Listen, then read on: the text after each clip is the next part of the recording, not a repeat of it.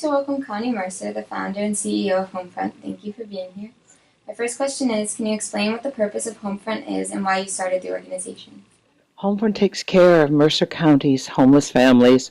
On any given night, we're providing shelter and all sorts of support services to about 450 people, most of them kids. It's an interesting founding story. This was 25 years ago now. This is our 25th year.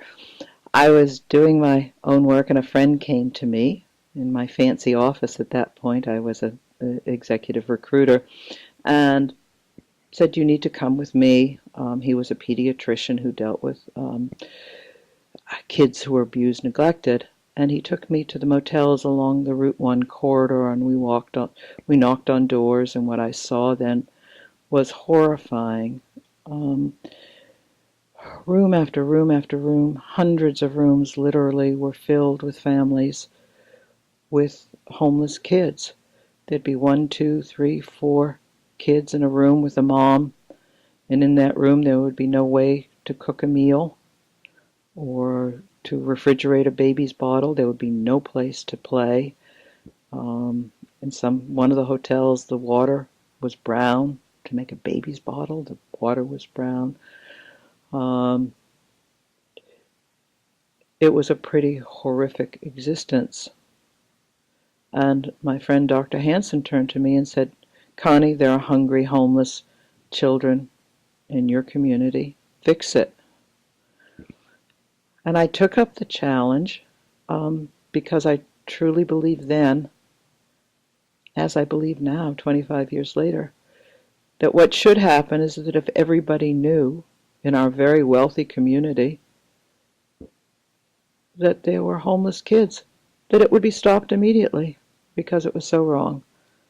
Well, 25 years later, we're still fighting the good fight and trying to make sure that all children from our community have a dignified, safe place to grow up. Can you describe what a typical day is like at your job? No.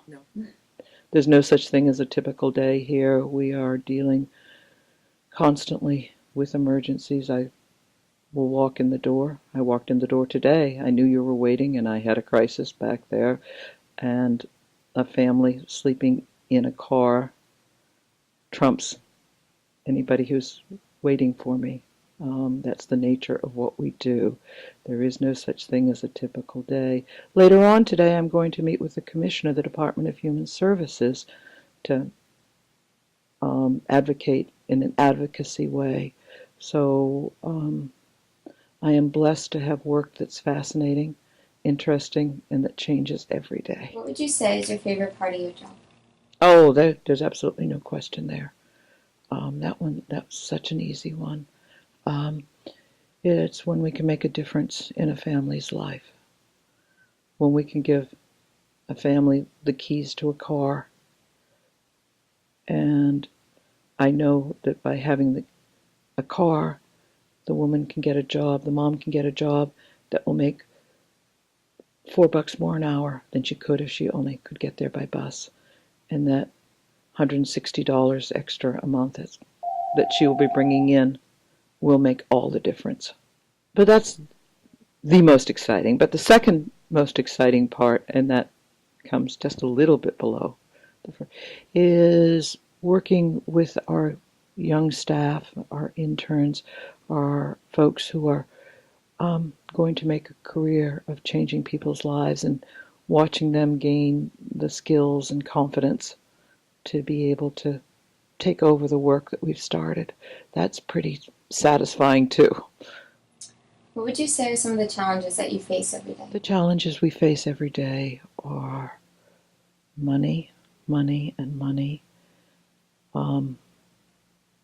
Government is stepping back, is no longer seeming to care about the poorest among us, so making sure that there are always enough resources to say yes to the desperate family. The other thing that's a constant struggle is that the system is set up in a very crazy way. It seems to be set up with barriers to poor people's success. So often it's just the little thing that will keep people from becoming successful. sometimes it's not having a child's birth certificate, so they're not eligible for government for any funds. So they can't get the birth certificate, so they can't get the help, so they can't get the shelter. We always figure out a way, but we spend an awful lot of time figuring out ways around systems that don't make any sense. The other real challenge for me always is that I have extraordinarily wonderful people who do this work with me. We've got a staff of about 110 now. And most of them I don't pay near enough. Most of them too many of them I don't pay a living wage. And I'm asking them to deal with folks with mental health issues, with drug addiction issues, with severe health issues, and I'm only able to pay $12 an hour. That's more than the industry pays, but that's not enough for what we're expecting people to do. What would you say are the skills that are required in your position? The skills that are required are really pretty many. A lot of people care, but having the nimbleness to navigate government systems, to make sure clients are getting what they need, and then to go deal with donors all the time. It's a constantly changing landscape. So that at this point I'm running a pretty large organization. So a lot of them are managerial skills. How do you maximize the resources that you have? That's what we are constantly struggling to do. But we're doing it starting at a base where there is no fat in our budget. There is no margin for error. We have to be incredibly mindful that we use each dollar to its maximum impact and each volunteer to generate the most good that they possibly can for our families. What type of education did you need to get to lead this organization? I happen to have a doctorate, but frankly, I don't think that's necessary. I'm a trained clinical psychologist, which also is not necessary for the work that I do now. In the era I grew up in, it was enough to be to have a bachelor's and to be smart. I don't think that that's the case anymore, that somebody could have the kind of career that I've had with only a bachelor's. But in terms of the actual skill set, I'm not sure that the degrees really matter. I guess I shouldn't say that to a bunch of youngins, right? Would you say that this is the job that you always wanted to do? I was blessed with an incredibly good mom. I always knew that home was fundamental, that home should be a safe, wonderful place for children to grow up. I had no vision of this. I created the job. I created the agency. I started for the first 6 years. I led a group of wonderful volunteers. The job sort of morphed into something that I get a salary from, but nothing like this existed before. So I can't say that I always thought that this is what I wanted. What I did always want to do, though, was to make sure that kids had safe, good places to grow in. Did you have any role models growing up?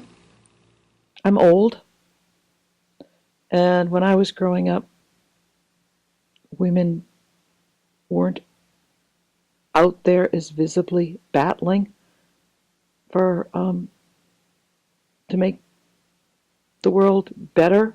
I think kids of your generation are blessed with a lot of very good role models. My role model, more than anyone else, was a mom who was infinite in her ability to love. And trying to model that in all the work that I do has been a guidepost, my major guidepost. Do you have any advice for girls interested in nonprofit work? Absolutely. And that's really to search their souls about what matters for them. They need to understand going in that they will not make money, significant money, doing this kind of work. They need to decide whether money is a motivating force or not. In this kind of work, you can make enough money to have a perfectly adequate lifestyle, but you'll never, ever be running off to the Riviera for the weekend. So you need to decide what's important to you. So the money ain't great in this field, but the satisfaction is immense.